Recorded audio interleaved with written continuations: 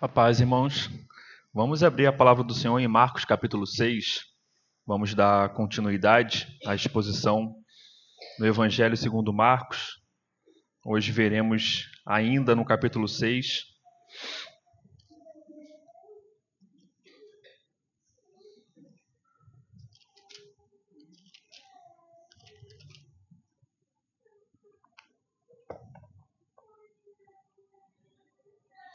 Vimos na semana passada a pregação do seminarista Vitor em relação a algo extraordinário que o Senhor Jesus Cristo faz novamente na perícope do verso 30 até o verso 44, e é importante nós relembrarmos aqui, porque nós vamos seguir do verso 45, fechando o capítulo 6, então é importante nós relembrarmos aquilo que vimos na semana passada. E resumindo tudo que foi pregado aqui, com aplicações e tudo mais, o grande ápice da perícope acontece quando o Senhor Jesus Cristo, ele multiplica os 5 pães e os 2 peixes. Nós vimos que existia uma multidão ali que Cristo se compadece, porque eram como pessoas, como ovelhas que não tinham pastores, e nós vemos que algo miraculoso acontece. Como que 5 pães e 2 peixes alimentam mais de 15 mil pessoas aproximadamente? É algo extraordinário. Nós pensarmos em um pão se tornar um outro pão já é algo extraordinário. Impossível de fazer.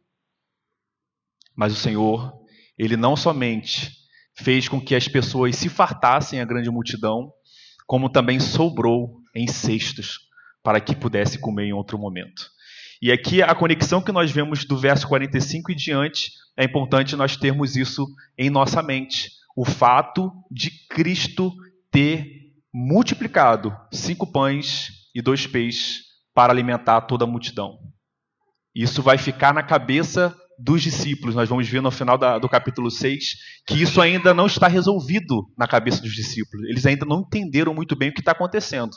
Eles estão acompanhando o Senhor Jesus Cristo expulsando demônios, curando, fazendo diversas obras que somente Deus poderia fazer, como nós vimos acalmar o mar, dar ordem aos ventos e o vento parar.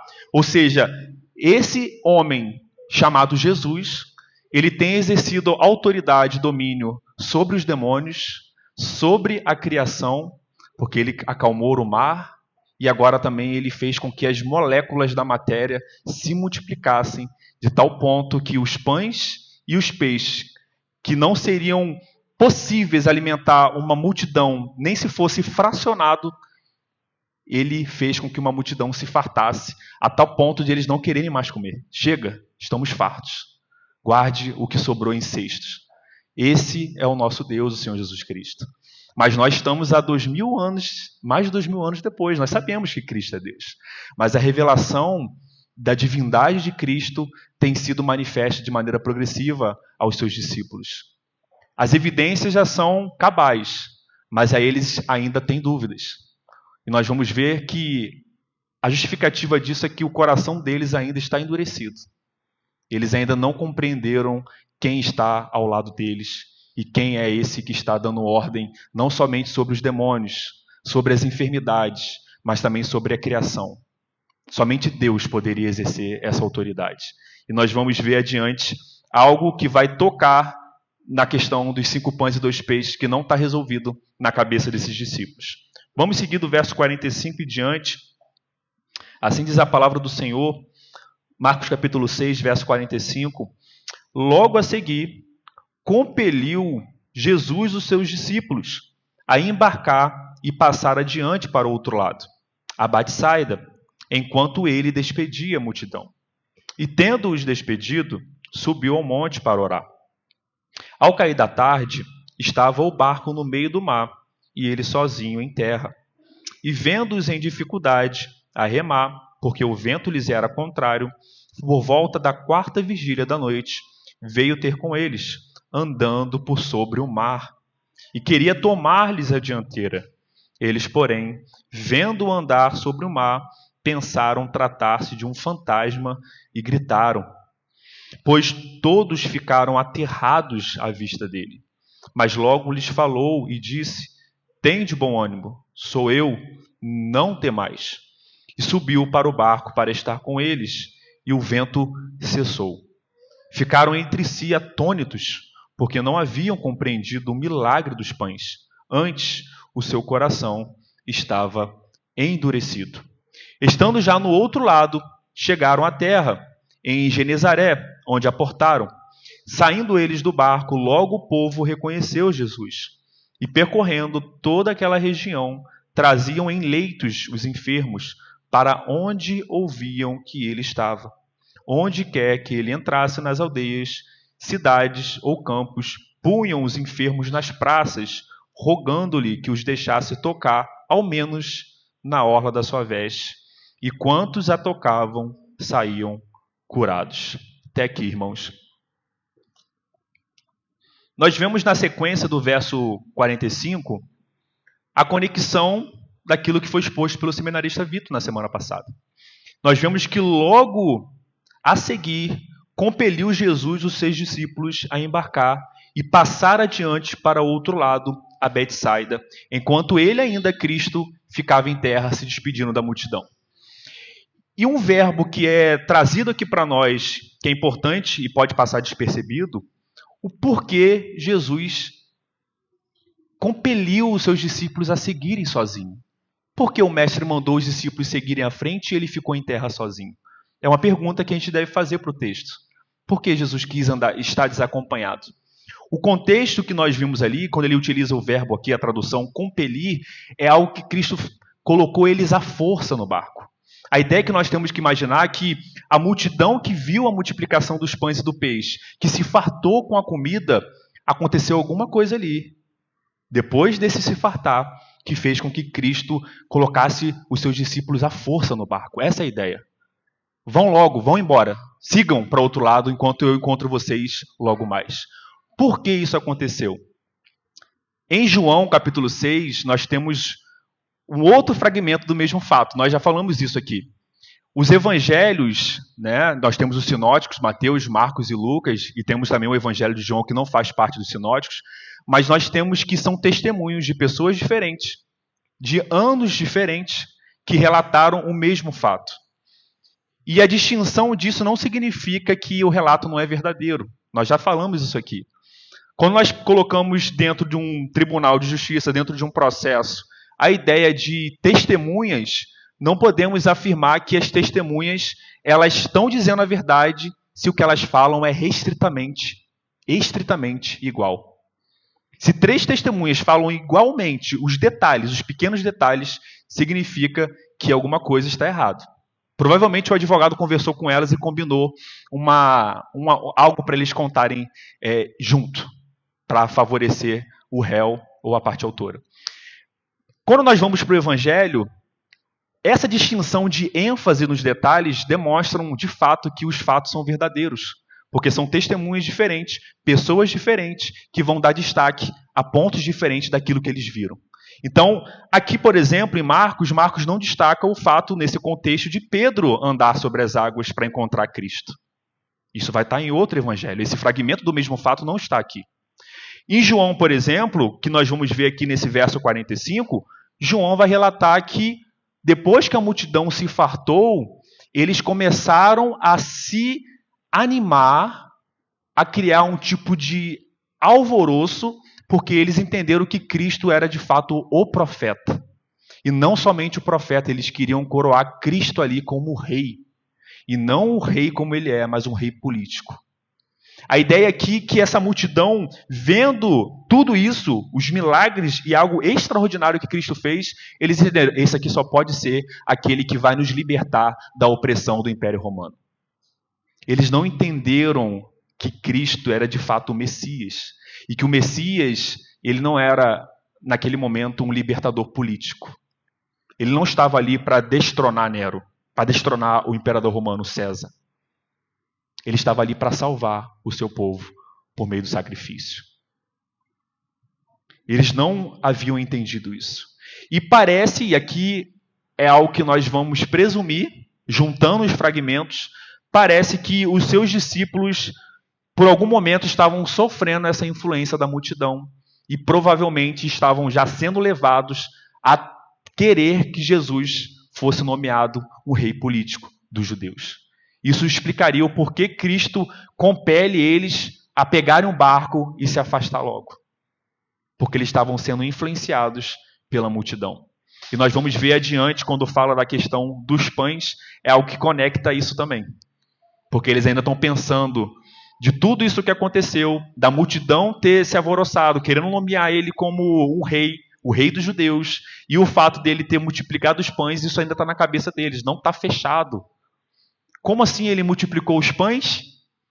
Tem demonstrado ser realmente o Messias que o povo tem esperado, mas ele não quer ser rei. Não aceitou ser nomeado rei pela multidão.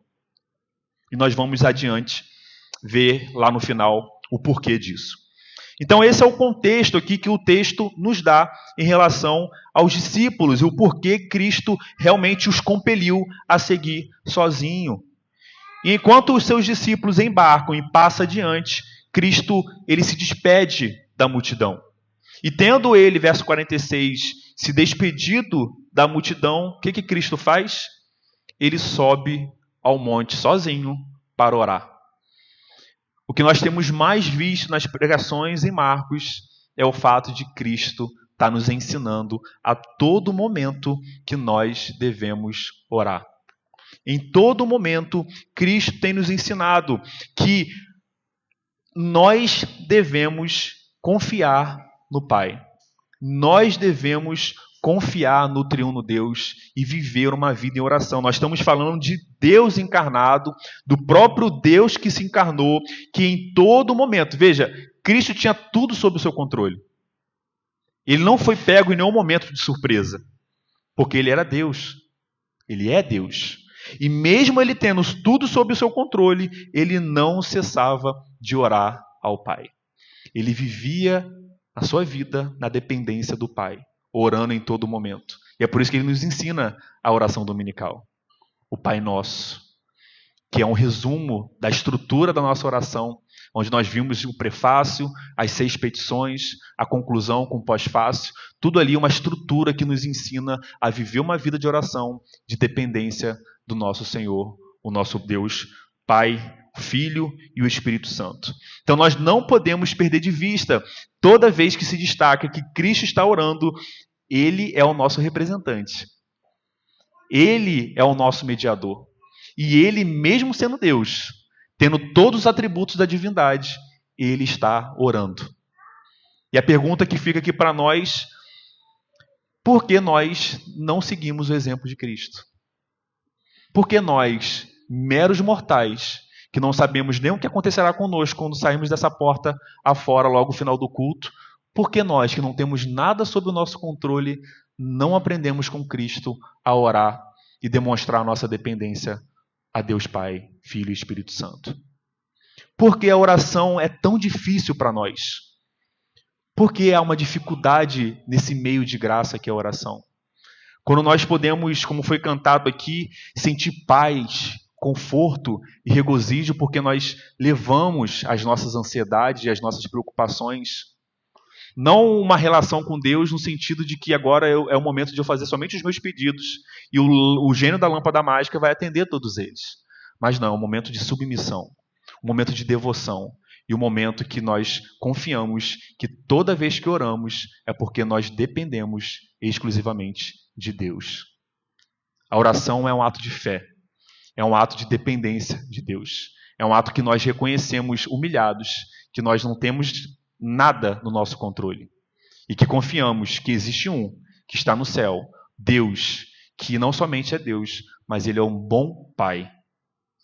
É aquele Pai celestial que dá boas dádivas. Como vimos, fomos relembrados ontem no devocional, no chá de bebê, do Tiago, sobre como nós somos chamados por Deus a pedir. E como nós pedimos em oração. E Ele está sempre pronto para nos ouvir. Como foi dito, Ele quer que nós peçamos. Ele quer nos ouvir pedir a Ele. Pedir e dar-se-vos-á. Bater e se abrirá. É um chamado de Deus para que nós venhamos a orar. E é o exemplo que nós temos visto de forma repetida aqui no Evangelho de Marcos. E depois que o Senhor está no monte orando, veja, antes de cair da tarde, ele está orando.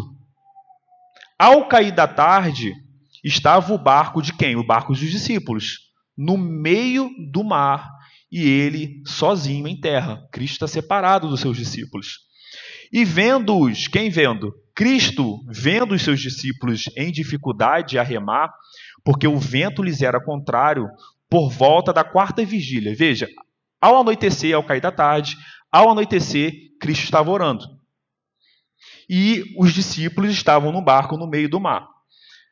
Entre Cristo estando orando e os discípulos estando no barco no meio do mar, se passou horas. Agora, o que estava ao entardecer é colocado na quarta vigília, provavelmente ali por volta das 3 da madrugada. Ou seja, os discípulos estão com muita dificuldade. O relato em João vai mostrar para a gente que eles já tinham remado aproximadamente 5 quilômetros. 5 a 6 quilômetros de distância da onde eles saíram e onde eles estavam no meio do mar. Então a gente consegue imaginar aqui 5 quilômetros de remada da costa, eles estão sofrendo uma grande dificuldade, porque o vento é contrário. Eles não têm o vento a favor, tanto que eles estão tendo que remar. E outro ponto a mais, para aqui uma escuridão. Porque, veja, o texto vai falar que o vento forte aponta para uma tempestade. Ondas agitadas. Então, provavelmente, a lua não brilhava tranquilamente. Então, nós temos um cenário muito adverso para os discípulos. E o texto vai nos mostrar que, vendo-os em dificuldade a remar, porque o vento lhes era contrário, por volta da quarta vigília da noite, perto das 3 da madrugada aproximadamente, veio Cristo a ter com eles. E como Cristo vai ao encontro dos seus discípulos? Será que ele pegou um outro barco e remou também para chegar rápido lá e encontrá-los? Eles estavam tentando e com muita dificuldade remava e não conseguia finalizar a passagem. E o texto vai dizer que esse Jesus Cristo, ele anda por sobre o mar. E aqui é interessante porque ele queria tomar-lhes a dianteira, como se Cristo estivesse focado em ultrapassá-los. Enquanto eles estão remando com muita dificuldade, Cristo simplesmente anda com uma facilidade sobre o mar, mesmo diante dos ventos. A facilidade era tão grande que parecia que eles não estavam passando por dificuldade em remar. Porque o texto vai falar que Cristo já estava por passar por eles. A ideia é que o barco estavam com os seus 12 discípulos fazendo força, remando, não conseguindo finalizar a travessia por causa da tempestade, por causa do vento forte, e Cristo com uma facilidade já estava tomando a dianteira deles. A ideia é que Cristo já estava ultrapassando o barco. E o que nós aprendemos aqui? Porque para nós hoje, a maioria que já foi criado dentro da igreja, nós já vimos relatos diversas vezes que Cristo andou sobre o mar. E como foi pregado uma vez aqui pelo irmão Vitor, pelo seminarista Vitor, às vezes a familiaridade que nós temos com uma verdade faz com que nós paramos ou diminuamos a nossa contemplação dessa verdade da Bíblia. Porque é algo que nós ouvimos constantemente. Assim como o maná já não mais fazia o povo contemplar no sustento, mas a blasfemar contra Deus, a murmurar contra Deus. E às vezes nós não temos a dimensão do que está acontecendo aqui. Eu trouxe alguns pontos para nós pensarmos, 3 pontos da leis que são violadas da física somente no ato de Cristo andar sobre o mar. O primeiro que nós vimos aqui, que eu coloquei aqui, é o chamado princípio de Arquimedes, que fala do empuxo e flutuação. A ideia é que para Cristo andar, ou qualquer outra pessoa andar sobre o mar, era necessário que houvesse uma força forte vindo do mar para cima, para que ele não pudesse afundar. Isso nunca aconteceu na história. Não há relatos sobre isso, de alguém que tenha andado sobre a água porque houve um empuxo e uma flutuação do mar. Não acontece. Nós temos também que, para que uma pessoa andasse sobre a água, seria necessário que houvesse uma tensão muito forte na superfície da água. De tal modo que quando essa pessoa pisasse sobre a água, essa tensão forte do mar não fizesse com que fluísse a água e essa pessoa afundasse. Isso também nunca aconteceu na história. O outro ponto, que é a terceira lei de Newton, que é da ação e reação, o fato de toda vez que nós vamos andar e caminhar, Cristo não ficou parado, flutuando, ele caminhou sobre as águas. Toda vez que nós vamos caminhar, existe algo chamado ação e reação, porque nós empurramos o chão para baixo e para trás. Então, até mesmo se nós fôssemos imaginar alguém com um objeto muito grande para conseguir tirar a diferença entre a densidade do nosso corpo e a densidade do mar, ainda assim não seria possível ela não afundar caminhando. Porque ao fazer essa força, essa ação e reação para o chão e para trás, ela iria afundar.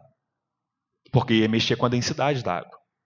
Esses foram somente 3 pontos, dentre muitos outros, os irmãos podem pesquisar depois, hoje tem o ChatGPT, né, a gente coloca lá, ele vem falando que o evento, um monte de leis da física que se quebra com esse ato sobrenatural. É só 3 pontos para a gente refletir que não foi algo pouco relevante.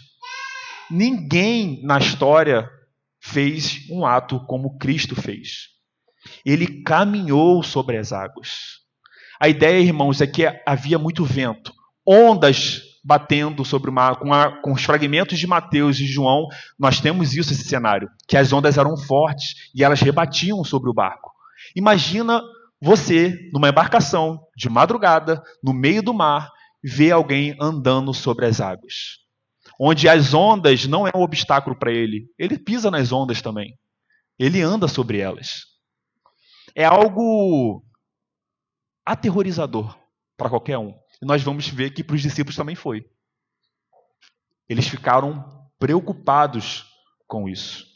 E aqui um ponto que nós devemos destacar, que é o ponto da teologia perniciosa. A teologia, essa teologia que afundou a Europa, que tem afundado várias igrejas espalhadas pelo mundo, que é a teologia do liberalismo. Os liberais do século XX, eles vão ao texto sagrado e eles buscam trazer explicações que fazem sentido à lógica humana. E rejeitam todo o poder e toda a extraordinariedade que existe no texto. Veja, uns vão dizer que, na verdade, Cristo não andou, não caminhou sobre as águas. Provavelmente ali tinham bancos de areias. Bancos de areias, ele deve ter pisado sobre bancos de areias. Mas isso é contrário ao relato dos textos. Porque fala que ele estava a 5 quilômetros de distância da terra. E veja, havia onda forte batendo sobre a água.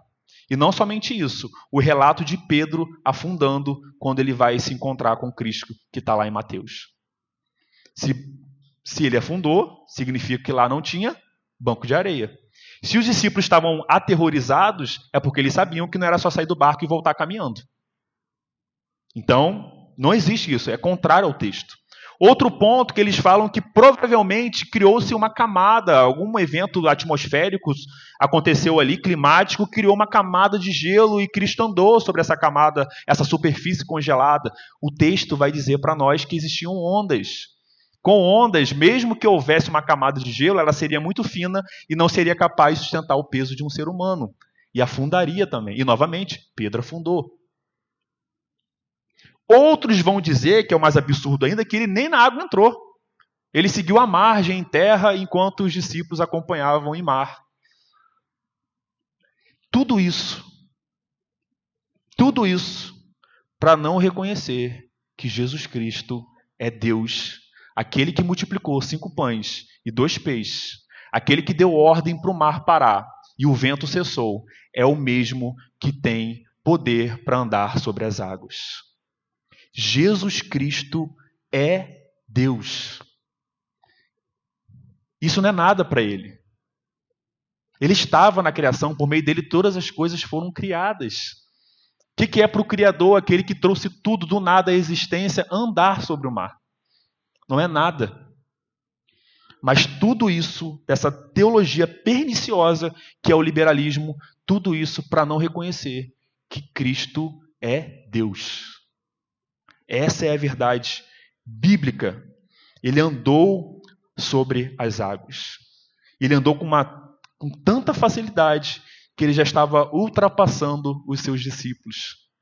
E aqui é algo interessante para nós, porque quando ele está ultrapassando os seus discípulos, Eles então veem que existe uma pessoa fora do barco, que está andando sobre as águas.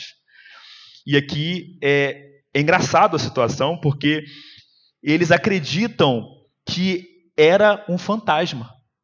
E gritaram, ou seja, eles tiveram medo. Você imagina os 12 gritando no meio da escuridão, no silêncio, no vento, né? Na verdade, silêncio não, porque tinha vento. Mas eles gritando, desesperados. Tem um fantasma ali fora. Inclusive, o comentarista vai dizer que era comum dessa época a superstição de quem iria para o mar, entre os pescadores, que existiam espíritos no mar, né, que atormentavam os pescadores. Provavelmente eles relacionaram isso a Cristo, que provavelmente aquilo ali não podia ser uma pessoa, é impossível uma pessoa estar andando no mar, só pode ser um fantasma. E eles começaram a gritar. E é interessante porque Cristo, eles não repreende com rigor. Mas qual é a resposta de Cristo ao ser confundido com um fantasma? Pois todos eles ficaram aterrados à vista dele. Imagina, você vê uma pessoa sobre a água conversando com você.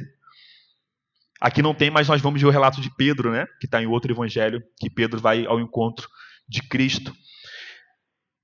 Pois todos ficaram aterrados, mas logo Cristo falou e disse: tende bom ânimo. Depois de ser confundido com um fantasma, porque os seus discípulos têm demonstrado já desde o início do ministério terreno de Cristo, que eles foram convocados, que eles são homens de pequena fé. Eles viram Cristo fazendo tudo o que fez até hoje. Estão vendo, eles são testemunhas oculares de Cristo. Mas ainda para eles é muito difícil compreender um ser humano, um homem, física, matéria, Cristo, andar sobre as águas.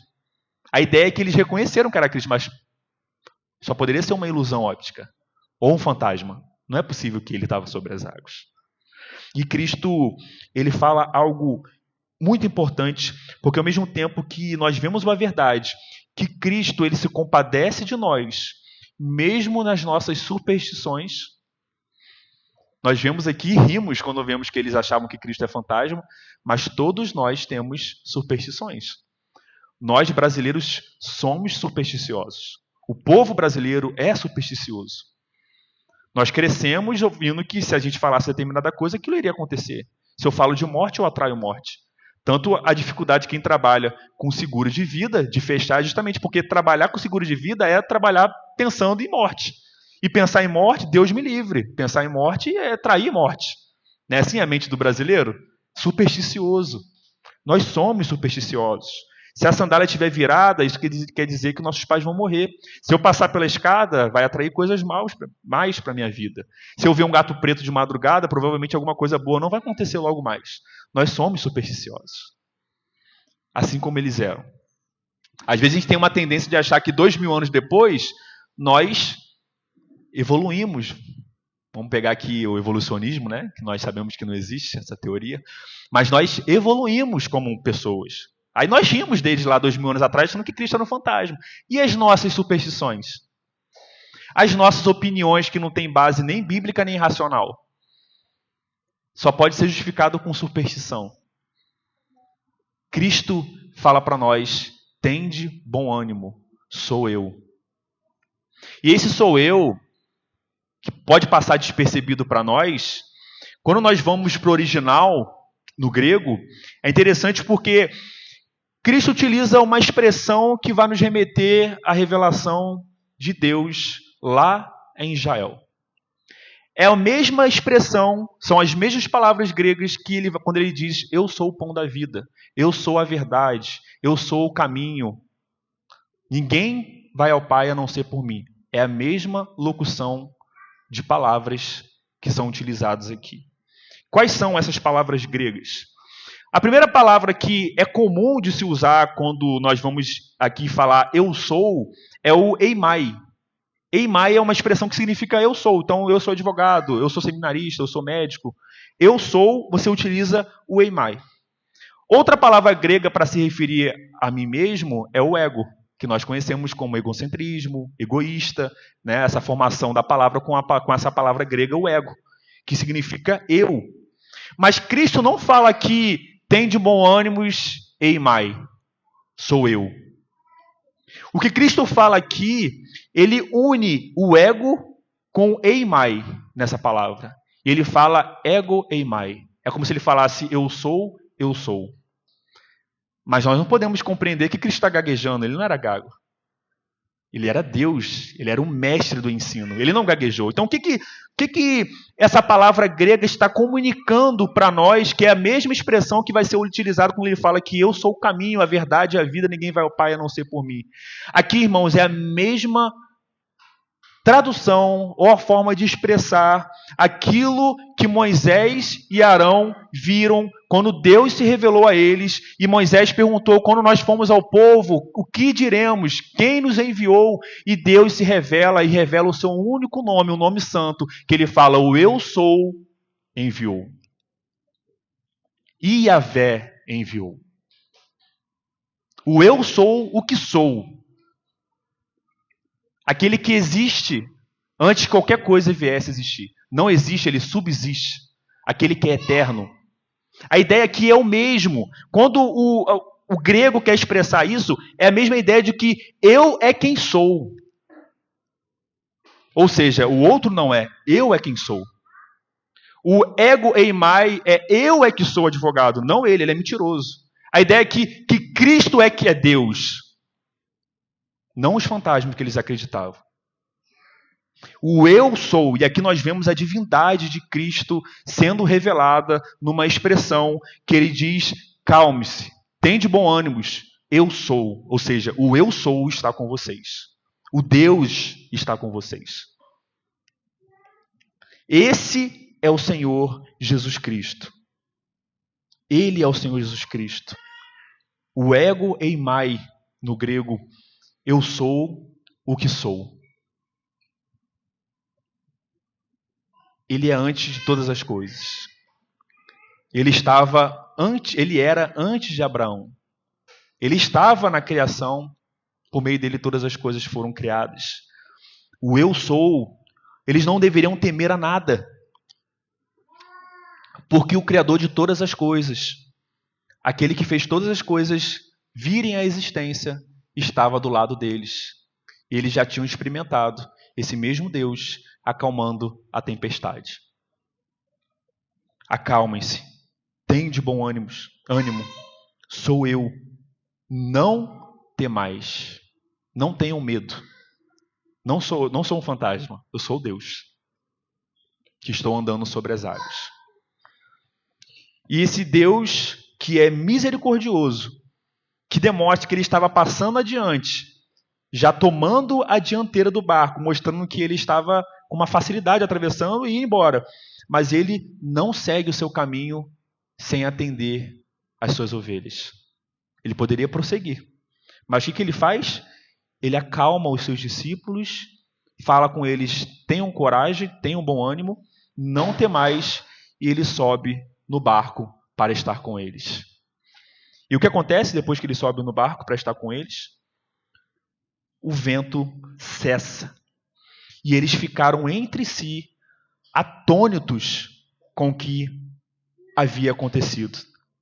E não somente isso, porque o texto vai seguir no verso 52, o porquê eles ficaram atônitos com tudo isso. É porque eles não haviam compreendido o milagre dos pães. Ué, como assim? Dos pães, mas por que não é da questão dele andar sobre as águas? Por que eles estão com a cabeça nos pães ainda? Por quê? Os discípulos, irmãos, eles ainda não haviam compreendido como esse homem chamado Jesus havia multiplicado 5 pães e 2 peixes para atender milhares de pessoas. Isso ainda está incomodando a cabeça deles.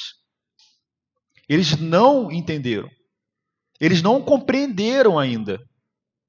E a pergunta que nós fazemos para o texto, no verso 52, é o que eles não haviam compreendido ainda? Essa é a pergunta que a gente faz para o texto. Porque não haviam compreendido o milagre dos pães. O que nós temos que compreender? O que eles tinham que compreender que eles não compreenderam? Eles não compreenderam a mesma coisa que Faraó no Egito não havia compreendido. Nós vimos que Deus levanta Moisés e Arão e mandam uma mensagem para Faraó. Deixe meu povo ir para me servir. no deserto. E Faraó não obedece essa ordem de Deus. E nós temos que as 10 pragas foram enviadas. Nós vimos ali o mar, a água, o rio se tornando em sangue. Não somente o rio, mas todas as águas que estavam no reservatório se tornaram sangue. Essa é a primeira praga do Egito. E veja, qualquer pessoa em sã consciência, usando o seu cérebro, deveria falar o quê? De fato, eles servem a um Deus. E esse Deus está irado. Qualquer pessoa em sã consciência falaria o quê? Perguntaria: para onde vocês querem ir? O que vocês precisam para ir? É isso? Vão. Mas o que ele fala? Não. E é necessário vir mais 8 pragas depois dessa. Somente na 10ª ele é convencido. 10 pragas, mas ele, nas 9, ainda estava com o coração endurecido. E parece que algo semelhante, em grau menor, óbvio, está acontecendo com os discípulos aqui. Eles não estão compreendendo o que de fato aconteceu. Eles ainda não compreenderam, na revelação progressiva, que esse que fez 5 pães e 2 peixes alimentar mais de 10.000 pessoas, só podia ser Deus. O cérebro deles está gritando, porque não é possível que apenas um profeta faça o que ele está fazendo. Porque outros profetas, como Elias, fez grandes coisas, mas nem perto do que Cristo está fazendo. E fez. A cabeça deles, o raciocínio, a cognição, o intelecto está gritando, falando na mente deles, na consciência deles, que esse homem não pode ser apenas um homem, um profeta ungido. Ele é algo mais. Mas há algo que está impedindo eles a chegar na conclusão do que é lógico e óbvio, que ele só pode ser Deus. E é o coração endurecido. O coração endurecido não permite que eles reconheçam que, de fato, esse homem chamado Jesus é muito mais que um profeta, é muito mais que um mestre, é muito mais que um rabino, é muito mais que apenas um rei político, mas que, de fato, ele é o próprio Deus encarnado, andando com eles. Quando as pessoas não entendem, irmãos, que a identidade de Cristo, quando eles não entendem a identidade de quem é Cristo, que de fato Cristo é Deus, o problema não é um problema de cérebro. Não é um problema intelectual. O Sproul vai dizer isso, até mesmo se hoje Cristo andasse sobre o mar, ainda assim as pessoas não creriam nele como Deus. Porque a Escritura vai dizer que o problema é que o coração dos homens está endurecido. O coração dos homens é como rocha, é como pedra, é duro, não é sensível às coisas de Deus. Então o problema não é intelectual. Porque assim como o Faraó teve diversas evidências racionais de que ele deveria dar um passo para trás e liberar e deixar o povo ir, ele não fez porque o coração dele estava endurecido. Da mesma forma, eles estavam tendo dificuldade de reconhecer que, de fato, esse Jesus que está andando com ele não é apenas um profeta, é um mestre, mas é o Deus encarnado. E nós vamos ver no Evangelho que isso vai se mostrando de forma progressiva. Muitas vezes Cristo relembrando que eles eram homens de pequena fé. Porque Cristo o tempo todo está mostrando evidências de que ele não é apenas um homem, não é apenas um profeta. Mesmo diante de muitas evidências, eles ainda não estão crendo que Cristo é Deus. Muitos deles vão se converter somente após a ressurreição de Cristo, como exemplo de Pedro, que negou Cristo antes do sacrifício. E a mesma forma, irmãos, acontecem aí fora. Não adianta nós querermos ter os melhores argumentos, por mais que deveremos ter, porque nós estamos do lado da verdade. Mas o melhor dos argumentos, a melhor da oratória, a melhor dicção, não é capaz de tocar um ponto que somente Deus pode tocar, que é o coração. Ali somente a obra divina pode fazer algo. Ali somente Deus pode fazer aquela cirurgia que o profeta falou, onde ele tira um coração de pedra nessa cirurgia divina e coloca um coração pulsante, agora de fato de carne, inclinado para as coisas espirituais, sensível a Deus, temente ao Senhor, obediente à tua santa lei. Somente Deus pode fazer isso. E os seus discípulos vão aprender muito ainda pela frente. Eles vão aprender muito pela dureza do coração deles. E caminhando para o final, nós vemos no verso 53 em diante, quando Cristo chega em Genezaré, que novamente acontece tudo que nós já temos visto. Ele sai do barco, novamente uma multidão reconhece que ele é aquele Jesus que está famoso naquela área, aquele que cura os enfermos, liberta as pessoas da possessão demoníaca. E o que aquelas pessoas fazem? Percorrendo toda aquela região, eles traziam em leitos, ou seja, muitos que não podiam nem andar. Tetraplégicos, paraplégicos, eles traziam os enfermos em leitos para onde ouviam que ele estava. Cristo está naquela região, eles levavam para lá. Cristo está naquela cidade, eles corriam e levavam para lá.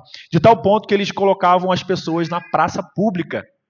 E o texto vai dizer que somente o fato de Cristo andar por eles e eles tocarem as suas vestes, eles eram curados.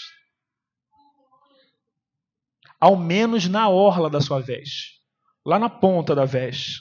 A gente consegue imaginar as pessoas que não andavam, paraplégicas, tetraplégicas, no chão, acamadas, se esticando para apenas tocar nas vestes daquele que pode curá-los.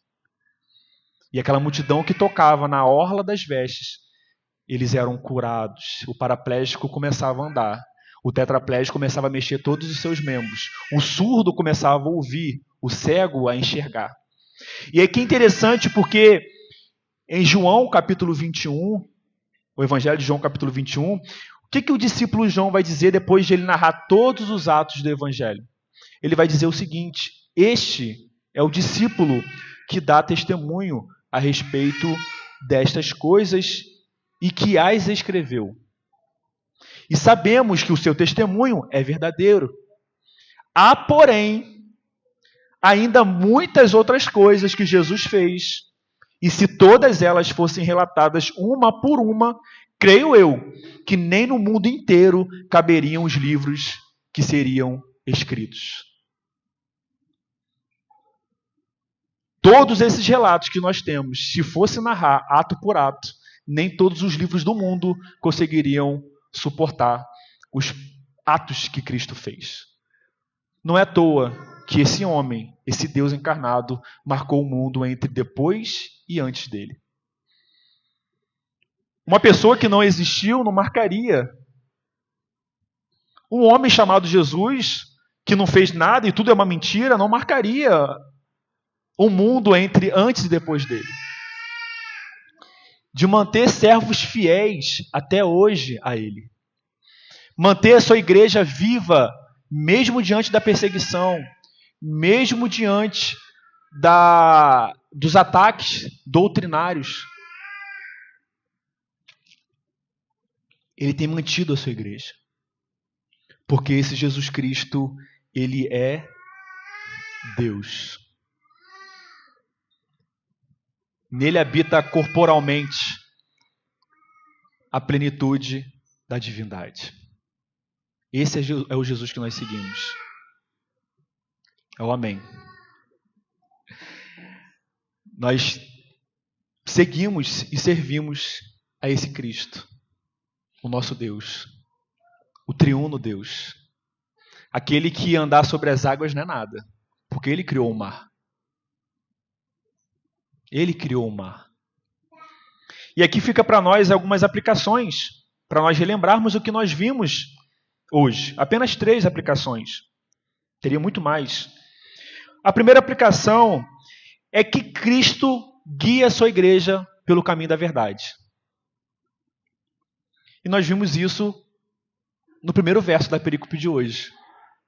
Possivelmente por influência de posições e interpretações erradas sobre Cristo, Cristo já protegeu os seus discípulos, colocou eles no barco, vão. Porque existe aqui um movimento, um reboliço, que estão trazendo para vocês uma influência que não é correta, que não provém da verdade. Da mesma maneira, Cristo até hoje tem nos protegido de influências que buscam solapar a verdade. Os crentes são atacados por ideologias perniciosas. que pervertem a verdade. Nós conversamos aqui hoje pela manhã que toda ideologia ela tem um resquício de verdade. Ela toca na realidade em algum ponto ou outro. Mas quando a gente olha o todo, ela não é verdadeira. Ela é uma falácia. São sofismas. Que por muito falar, com uma aparência de sabedoria, nos leva à mentira, à falsidade. Então, nós devemos confiar em Cristo, confiar em Deus, porque Ele protegeu os discípulos da influência negativa do povo e Ele tem nos mantido na verdade. O Espírito de Deus que habita em nós é o Espírito da verdade. É o mesmo Espírito que inspirou todos os autores bíblicos a escreverem a Bíblia. E não somente isso, mas ele tem inspirado, ele tem levado todos os crentes a viver uma vida segundo a verdade que ele inspirou esses homens a escreverem. Não é o intelecto, irmãos. O intelecto é considerado. Mas um homem mais inteligente do mundo, sem a operação de Deus e do Espírito guiando, ele não vai compreender as verdades espirituais, porque as verdades espirituais se concerne, se discerne de forma espiritual e não intelectual, por mais que o intelecto não seja desprezado nessa assimilação da fé. Mas somente o intelecto não é suficiente, porque nós vimos o processo de cirurgia do nosso coração que Deus fez. E nós, pela fé, estamos aqui sentados e dizemos amém quando lemos e ouvimos que esse Jesus andou sobre as águas. Porque nós temos a certeza que ele de fato andou. Nós confiamos que os testemunhos dos apóstolos são fiéis e verdadeiros, como João escreve. Crede, porque o testemunho que esse discípulo dá, ele é verdadeiro. É a fé que nos faz crer. E é claro, nós temos muitos indícios históricos que demonstram que o relato bíblico é confiável. Teria um estudo só para isso. Outro ponto que nós devemos lembrar é sobre as nossas superstições. Nós somos supersticiosos. E nós devemos lembrar disso, irmãos. Porque quem é supersticioso não reconhece que é. Geralmente é alguém de fora que aponta as nossas superstições.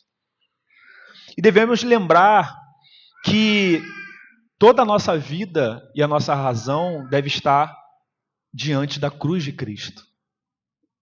Nós não devemos confiar ou seguir ensinos ou a forma de enxergar a vida que não se justifique nas Sagradas Escrituras, que não tenha lastro bíblico ou próprio lastro com a realidade. Nós somos chamados a viver uma vida em liberdade, e a superstição é o contrário disso, ela aprisiona.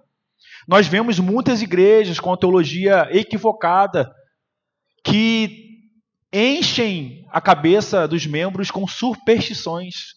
E as pessoas são aprisionadas na falsa doutrina, são aprisionadas em coisas que não têm lastro com a Bíblia nem com a realidade.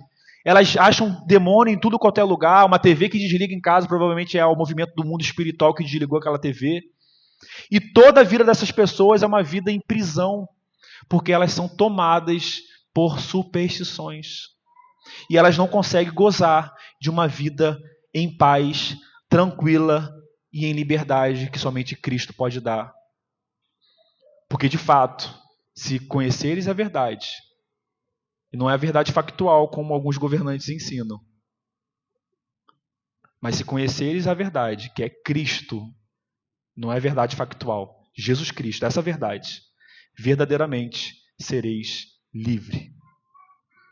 Cristo nos leva a uma vida de liberdade. É Ele. Ele é a verdade. Ele é a vida, o eu sou que nós vimos. Eu sou o caminho, eu sou o bom pastor, eu sou a verdade, eu sou a vida. É o eu sou. O ego eimai. É Cristo. Então, que possamos viver uma vida para a glória de Deus, buscando realmente dar razões da nossa fé e não crendo em crendices, lendas e superstições que não têm lastro com a Bíblia. E além de nos aprisionar, sermos agentes. Nós somos pacientes porque sofremos a superstição e às vezes nós somos agentes porque promovemos a superstição para outras pessoas. que possamos fugir de toda superstição, lembrando que o eu sou, ele é a verdade, e com ele nós temos bom ânimo, coragem e não temor, e liberdade que somente Cristo pode nos dar. E a última coisa para nós fecharmos, o último ponto, é lembrarmos que quando as pessoas não entendem a identidade de Cristo, não é porque elas não têm cérebro, ou porque o intelecto dela está abaixo do normal, ou porque o QI dela não é muito elevado, está abaixo da média. Não é por isso. É porque seus corações são rebeldes. Seus corações são de pedra. E nós devemos orar, pedir ao Senhor para sermos agentes, para sermos instrumento da graça de Deus, para que o Espírito venha agir e fazer uma cirurgia no coração daqueles que ainda estão endurecidos. Nós vamos passar por esse momento no dia 4, dia 3? Dia 3? 3 de abril, né? 3 de abril, na sexta-feira da Páscoa, nós sairemos para evangelizar, foi dito aqui pela manhã, também vai ser relembrado logo mais, e nós vamos fazer justamente isso. Nós vamos, pela força do Senhor, pela graça do Senhor, não converter corações, porque nós não temos poder para isso. Mas nós vamos descansar em sermos agentes, em sermos aqueles que apenas lançam a semente e confiam que, se o Senhor assim desejar, é Ele que vai fazer a cirurgia no coração. Mas nós vamos com bom ânimo, com esperança, pedindo ao Senhor e orando para que aquilo que for jogado em solo venha frutificar. Mas quem criou o solo foi Deus. Nós oramos e pedimos que caia em solo fértil, que produza 1 por 30, 1 por 100, 1 por 60, né? A ideia de multiplicação, como nós vimos lá na parábola da semeadura. Amém, irmãos? Vamos orar ao Senhor, agradecer a Ele por mais a palavra que Ele nos dá, inspirada por Teu Santo Espírito. Senhor,